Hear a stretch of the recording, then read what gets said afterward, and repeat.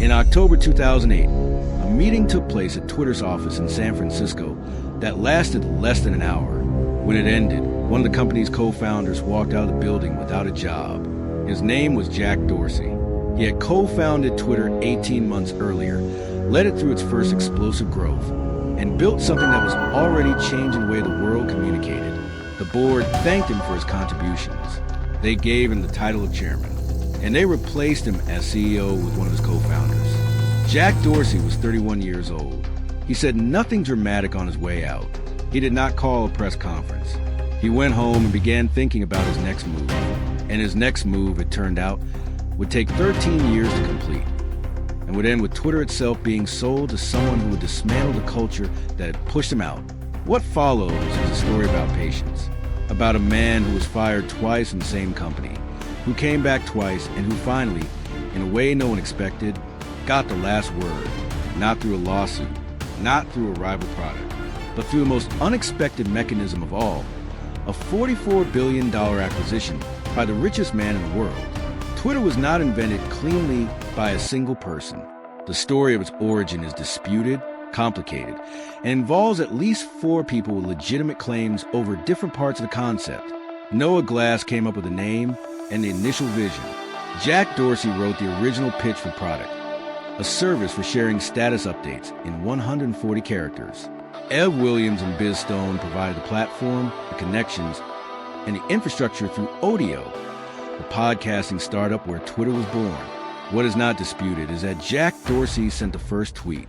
On March 21st, 2006, he wrote, "Just setting up my TWTTR." The criticism of Dorsey in those early years was specific. He was a dreamer, not an executor. He cared deeply about design and vision. He was less interested in the day-to-day work of managing engineers, handling investor relations, and scaling the technical infrastructure. He left early on Fridays. He had interests that seemed to his board and investors like distractions, fashion, yoga, glassblowing. In October 2008, the board made a decision. They replaced Dorsey with Ed Williams as CEO. Dorsey was given the title of executive chairman, a role with prestige and no power. He did not push back publicly. He did not leak to journalists. He accepted the new arrangement and, within months, began working on something else.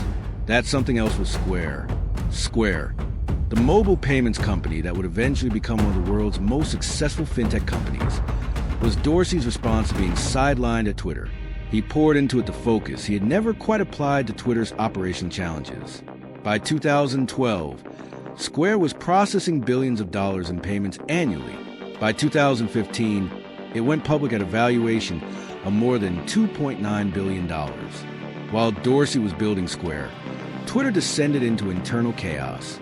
Ev Williams was replaced as CEO by Dick Costolo in 2010. Costolo ran Twitter for 5 years, during which the company went public in 2013 at a valuation of more than $20 billion, and then proceeded to struggle with user growth, revenue, and strategic direction in ways that baffled investors. By 2015, with Twitter stock significantly below its IPO price, the board was looking for a change. They called Jack Dorsey. Dorsey returned to Twitter in June 2015 as interim CEO. He became permanent CEO in October 2015. His return was framed as a homecoming, the co-founder returning to rescue the company he had helped create. The second tenure was complicated. Dorsey made significant changes, restructured the product, launched new features, reduced headcount, and pushed the company to a more focused identity. Twitter under Dorsey 2.0 became more politically significant, more central to news, public discourse, the way power communicated with the public. It became, in many ways, the world's most influential media platform. But the financial performance remained a problem. User growth was slow. Revenue was inconsistent. The stock underperformed. Advertisers were nervous about brand safety on a platform where harassment and misinformation were endemic problems. In November 2021, Dorsey announced he was stepping down as CEO for the second time. He handed the role to Parag Agrawal, Twitter's chief technology officer. They had pushed him out again, a second time, from the same company. But this time he had a different plan. In early 2022, Elon Musk began quietly buying Twitter shares on the open market. By April, he had accumulated a stake of more than 9%, making him Twitter's single largest individual shareholder. What happened next is well documented. Musk offered to buy Twitter for $54.20 per share, a total of approximately $44 billion. Twitter's board, after initially attempting to resist, accepted the offer. In October 2022, Elon Musk completed the acquisition and took Twitter private. Jack Dorsey played a crucial and underreported role in this transaction. When Musk was building his financing for the acquisition, Dorsey committed to rolling his existing Twitter shares, valued at approximately $978 million, into the new private company rather than taking cash. This was not a passive decision. It was an active expression of support for Musk's acquisition. More significantly, Dorsey had been publicly critical of Twitter's leadership and direction in the period leading up to the acquisition. He tweeted on Twitter that the company had failed as an institution, that it had made mistakes in moderation and governance, that he accepted responsibility for those mistakes as a founder. He was, in effect, providing cover and credibility for the acquisition that would dismantle the company he had co-founded and the board that had removed him twice. When Musk took control of Twitter, he fired the entire board. He fired CEO Parag Agrawal. He fired the legal and policy leadership. He restructured the company aggressively, cutting the vast majority of its workforce, and he rebranded it as X.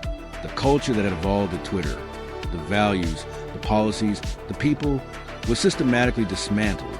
Jack Dorsey did not do this. Elon Musk did, but Dorsey's support was consequential. His public validation of the deal, his financial commitment to it, his public criticism of the institution he had helped build.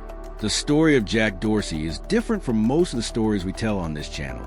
It is not a story of one person building an empire in secret to destroy another. It is more complicated than that, more ambiguous, more human. He was fired twice. He came back twice. He built one of the world's most successful fintech companies in the interval between his two stints at Twitter, and he watched as a company that had rejected him twice was bought, transformed, and functionally dismantled by someone who was, in a sense, finishing a job Dorsey had started. The board that twice removed him no longer exists. The CEO who replaced him is gone. The institution that treated him as replaceable has itself been replaced. The mechanism was unexpected. The outcome was not.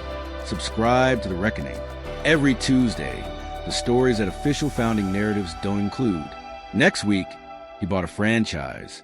The parent company tried to destroy him. He spent 9 years in the courts. The result was one of the largest franchise legal victories in American history.